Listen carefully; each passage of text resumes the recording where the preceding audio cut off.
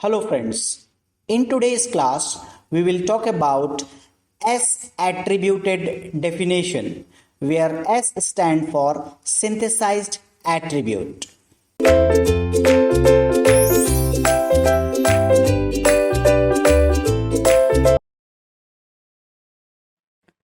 Welcome again, and now we are up to this new definition that is called as attributed definition.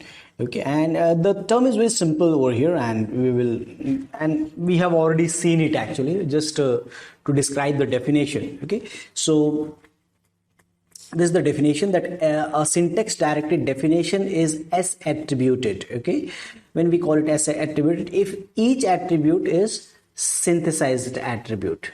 Okay, and it's called as a S attributed definition. So now if each attribute that we use, okay, and we have seen a single attribute example. Okay, we have seen a single attribute example, but that is not only the case. We can have multiple attribute, and that's why the term each is used over here. Okay, so each attribute is a synthesized attribute. So we want each attribute value at a node to take the value. Okay, so like the typical situation expr and expr plus, let's say, term. Okay, so we want each attribute to take the value from their children. Node at parse tree, at a node, value will be calculated from its children, and we want each attribute to behave like this. Okay, and then only we call that definition as a S attributed definition.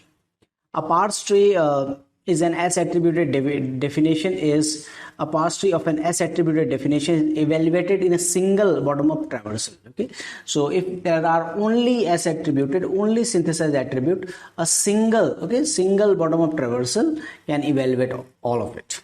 And this is another useful information. YCC is a tool.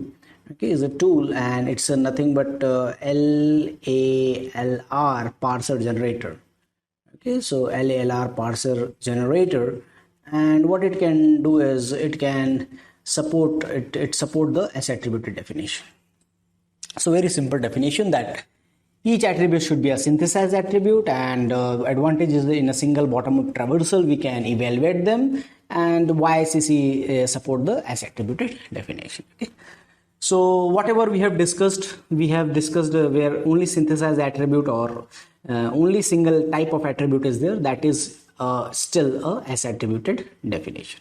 Okay, so that's all for this. Thank you.